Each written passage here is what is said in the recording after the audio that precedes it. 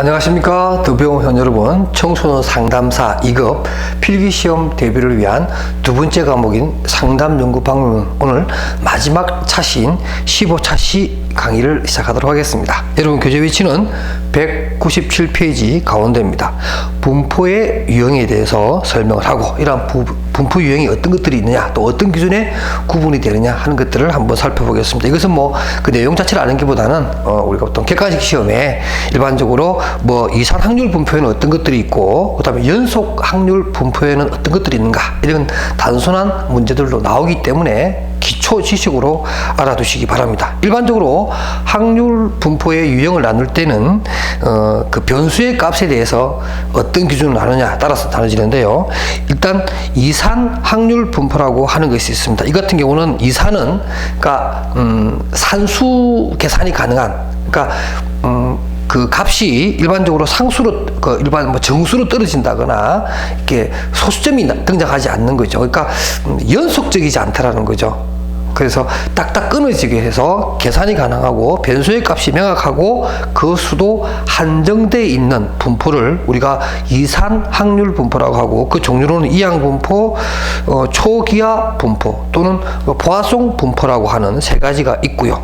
우리가 보통 연구에서 많이 다루고, 특히 사회과학에서 많이 다루는 것은 이러한 이산 확률보다는 연속 확률 분포를 많이 다루게 되는데요. 이러한 연속 확률 분포는 변수값이 정확하게 수치로 떨어지거나 표현하기가 쉽지가 않습니다. 그래서 이러한 또 변수의 개수가 무한대로 퍼져 있기 때문에 이러한 분포를 우리는 연속 확률 분포라고 하고, 이러한 연속 확률 분포에 대한 분석 방법으로는 일반적으로 T 테스트 이런 걸 하게 되기 때문에 T 분포라든가, 또 정규 분포 모양을 띠고 있는 Z 분포 또는 카이 제곱 분포, 마지막으로 F 분포라고 하는 것들이 있습니다. 여러분들 혹시 통계학 책, 보통 경영학 통계 책 같은 거 좀 두꺼운 책을 보면 그 뒤에 보면 F 분포, Z 분포라든가 T 분포에 대한 수치, 난수표처럼 생긴 그런 큰 표가 하나 있을 겁니다. 바로 그런 표를 미리 둔 것은 계산의 수월성을 가져오기 위해서 해놓은 것인데요. 그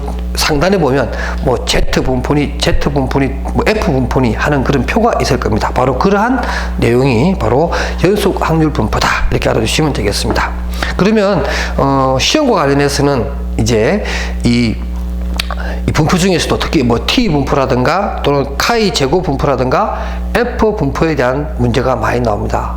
다음 설명 중 T 분포의 특징이 아닌 것은, 거리가 먼 것은, 또는 다음 설명한 것 중에서 F 분포를 설명한 내용은, 이렇게 시험이 잘 나오기 때문에 하나하나 보셨으면 좋겠습니다. 198에 제일 상단에 있는 T 분포입니다. 정규 분포 형태를 보이고 있습니다. 여러분 정규 분포는 말인지 아시죠? 이렇게 이쁘게 생긴 일반적으로 이렇게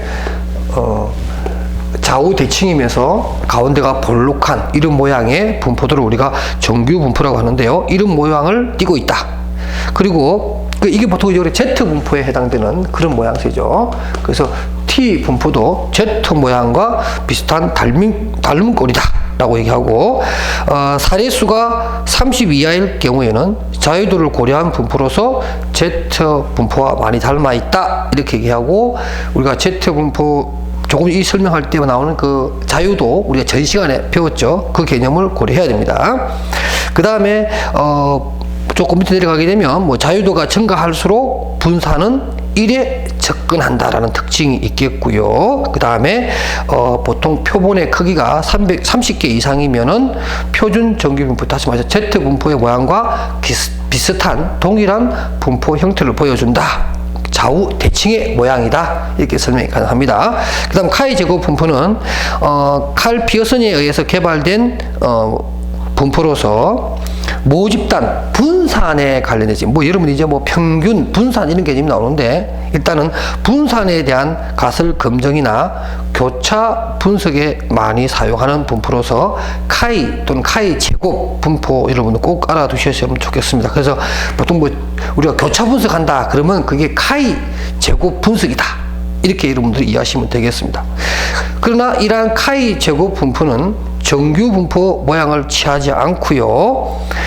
연속 항열 변수로서 항상 양의 값만을 가진다. 줄 한번 찾으십시오. 항상 양의 값만을 가진 것이 카의 제곱 분포의 특징 중에 하나이고, 오는 쪽 꼬리를 가진 겁니다. 다시 말해서 이런 모양이다라는 거죠. 이런 모양이다. 오는 쪽으로 꼬리가 길게 나타나는 이러한 분포 모양을 가지고 있는 것이 바로 카의 제곱 분포다. 이렇게 보시면 되겠습니다. 그러나 이것도 역시 마찬가지로 T의 분포 마찬가지로 자유도의 값이 크면 클수록 점점 이 꼬리가 작아지면서 요구만 따라와서 정규 분포, Z 분포의 모양과 닮아가는 그런 특징이 있다. 이렇게 보여주면 되겠고요. 그 다음에 F 분포는 뭐 위에 설명한 카의 분포랑 비슷한데요. 역시 오리지널 F 분포는 정규 분포 형태를 취하지는 않습니다. 그리고 항상 양의 값만을 취하고 있고요. 그 다음에 자유도가 두 개가 있습니다. 자유도가 두 개가 있다라는 거. 나중에 좀 제가 설명할 시간이 있으면 해드리겠는데, 뭐 이거 설명하려면 굉장히 깊어져서 다만 여러분들 알고 계시면 돼요. F 분포는 자유도가 두 개다. 우리가 보통 말하는 자유도 DF가 두 개라고 하는 것만 여러분들이 꼭 알아두시기 바랍니다. 그 다음에 역시 이것도 오른쪽 꼬리를 가지고 있을 뿐만 아니라 자유도가 수치가 높아질수록 정규분포, Z분포에 가까워진다라고 하는, 그래서 카의 제곱의 분포와 비슷한 형태를 쥐고 있다. 그래서 여러분들이 이 Z분포, 당연히 뭐 표준 정규분포니까 Z분포를 알고 계실 것이고, T분포, 그 다음에 카의 제곱분포, 마지막으로 F분포에 대한 특징들을 구분해서 암기해 두시기 바랍니다. 그 다음에 이제 분석에 대한 개별적인 내용들을 한번 살펴보도록 할게요. 메타 분석입니다. 자, 우리가 메타 분석 이렇게 하면 이 메타라는 이 단어 자체가 우리가 보통 우리가 메타인지 이런 것도 말합니다만은, 메타라는 게 물리적으로 설명하면 이런 거예요. 그 위에서 쳐다보는 거예요. 그러니까 막 도토리 키재기 하고 있는 그런 상황 속에서 그 밑에서 같이 뒤섞이면 잘 보이지 않는데, 좀 위에서 이렇게 뭐 드론 같은 걸 타고 쫙 하늘로 가서 딱 보면 모든 판이 다 읽어지잖아요. 뭐 그런 의미가 있습니다. 그러니까 메타 분석이라고 하는 것은 여러 상황에 대해서 많은 학자들이나 많은 선행 연구가 있습니다. 그렇게 굉장히 많이 연구했는데, 그러니까 어떤 지역에 뭐 고등학교 학생들의 학교 적응에 관한 A 지역에 관한 연구, B 지역에 관한 연구, C에 관한 지구 여기 있습니다. 그러니까 이게 한 사람이 다 하기는 힘들고 개별적인 연구자들이 A, B, C, D 이런 지역에 고등학교 학생들의 학교 적응에 관한 문제를 연구했다면은, 메타 연구는 이러한 선행적으로 실행된 이러한 연구물들을 한꺼번에 끌어모아서 이 연구들의 어떤 평균이라든가 이 연구에서 쓰였던 여러 가지 변수들을 좀 조절을 해서 하나의 새로운 연구로 결과물을 나눈 이런 것을 갖다 우리가 메타 연구 또는 메타 분석이라고 합니다. 그래서 이러한 그 메타 분석은 사실 다양하게 개별적인 어떤 그러한 내용들을 끌어모아서 좀 더 일반화된 모습으로 결과를 도출하려고 하는 2차적인 연구 방법이라고 할 수가 있겠죠. 이런 개념이고요.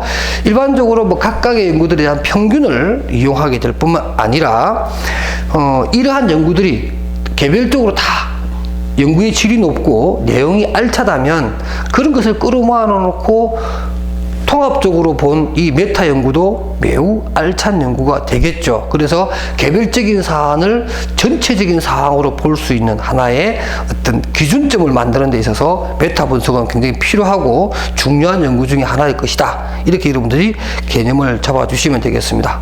시험에는 이러한 메타 분석의 장단점이 잘 나오죠. 먼저 한번 볼까요? 장점. 실험 환경에 차이가 있는 독립적인 연구들을 종합해서 일반화할 수 있다. 자, 이런 개별적인 지역의 어떤 문제들을 그 평균을 구해서 종합적으로 살펴보는 그러한 계기가 될 수 있겠다. 이런 얘기가 되겠고요. 그 다음에 또 보면, 많은 개별적인 연구 결과를 검증함으로 종합된 결과를 제시하는 것. 뭐, 제가 말씀드린 그런 내용이고. 그 다음 또 표본수가 증가하죠. 여기서 50개 쓰고, 여기서 50개 썼다면, 적어도 우리는 200개의 표본을 한꺼번에 보는 그런 효과를 볼 수가 있겠고요. 그럼으로써 어떤 타당도라든가 신뢰도를 확보하는데 좀 더 유리한 그런 조건이 되겠다. 그 다음에 또 서로 다른 연구 결과가 있을 때, 예를 들면 여기 A 지역과 B 지역의 어떤 연구 결과가 좀 판이하고 좀 상이하게 나왔다라고 했을 때 다른 것들과 합치해서 비교해서 보면 이 둘 사이의 어떤 차이점에 대한 부분을 원인 규명을 할 수 있는 이러한 기회도 갖겠다. 그러나 단점도 역시 있습니다. 이런 거 얘기하죠. A 지역과 B 지역의 어떤 내용인데 너무나 큰 차이를 보인다는 거죠. 지금 뭐 교재는 그런 겁니다. 교재는 뭐냐면 예를 들면 A 지역은 사과라고 하는 결과가 나왔고 그 다음에 B 지역은 뭐가 나왔나요? 여기는 오렌지가 나왔어요.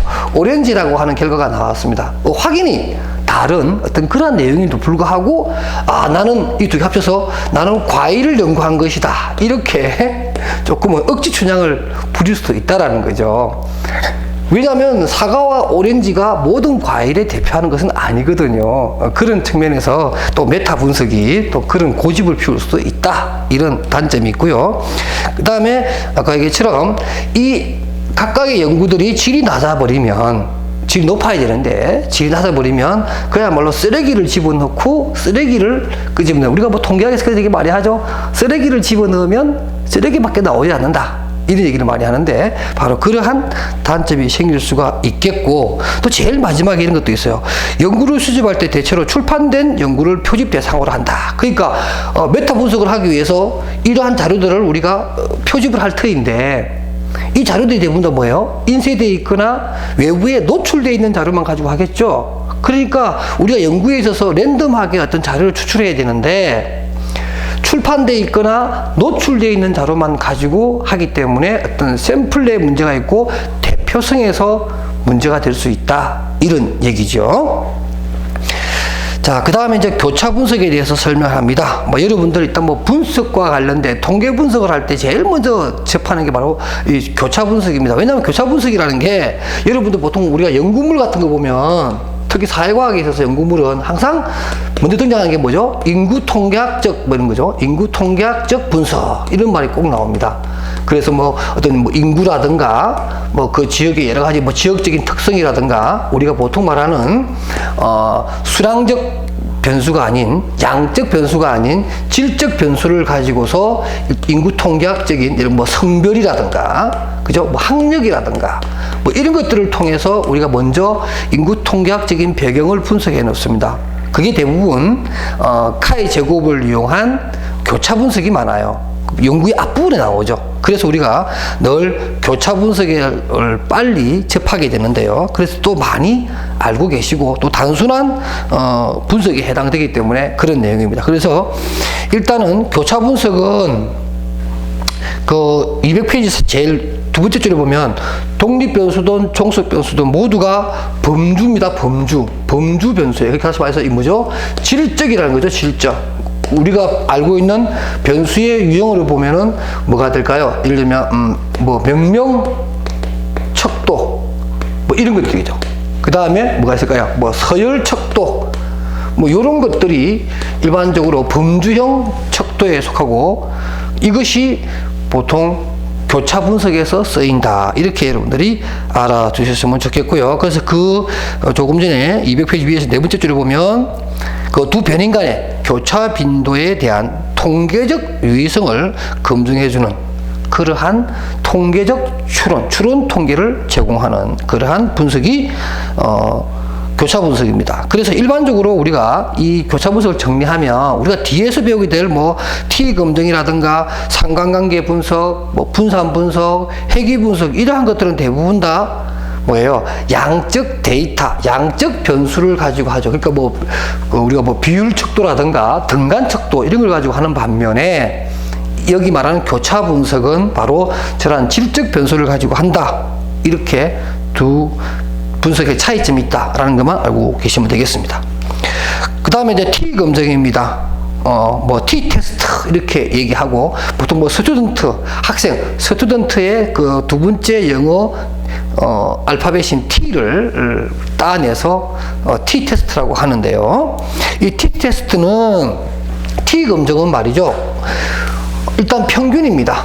우리가 뒤에서 보는 분산 분석도 마찬가지인데, 그러니까 우리가 T 테스트도 평균을 봅니다. 평균. 두 집단 간의 어떤 평균 차이를 보는 거고, 그 다음에 우리가 다음 10분의 1 우리가 분산 분석도 아노바라고 하는 건데요. 이것도 역시 평균을 보는 겁니다. 근데 t-테스트는 보통 두 집단 간의 평균 차이를 보는 것이고, 분산 분석은 역시 평균을 보는 거예요. 평균을 보는데 이거는 두 집단 이상의, 그러니까 3개 집단 정도 이상의 각 집단 간의 평균 차이를 보는 거예요. 그러니까 분산 분석도 분산 분석을 할 수 있는 자료는 t-테스트로 할 수가 있습니다. 근데 좀 복잡하죠. 왜냐하면 이건 딱 두 집단이니까 A와 B 사이를 보면 되는데, 이 집단이 2개 이상이 돼버리면, 만약에 3개라고 봅시다. A, B, C라고 봤을 때 얘하고 얘하고 비교해야 되고, 얘도 이렇게 비교해야 되고, 얘하고 얘하고 비교해야 되고, 그러니까 t-테스트를 3번 해야 된다는 얘기죠.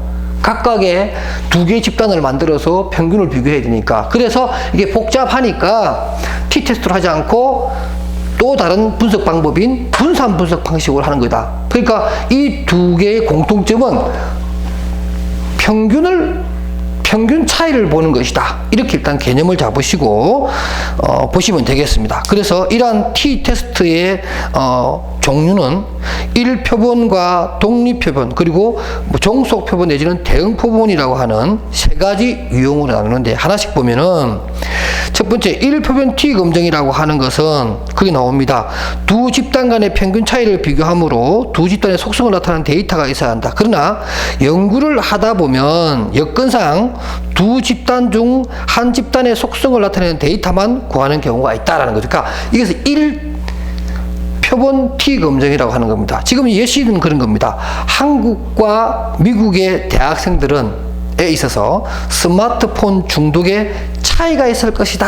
이렇게 두 집단 간의 평균을 구하고 싶어요. 그런데 한국에 있는 대학생들을 대상으로 해서 내가 데이터 확보가 가능해요. 그런데 미국 대학생들의 스마트폰 중독에 대한 정도를 알 수가 없기 때문에, 이때는 뭐죠? 미국에 이미 그런 기성 자료들, 우리가 보통 2차 자료라고 하는 건데, 1차 자료가 아니고 내가 직접 조사한 게 아니고 이미 조사되어 있는 2차 자료를 내가 볼 수밖에 없는 거죠. 그러니까 1표본, 하나의 표본만 가지고서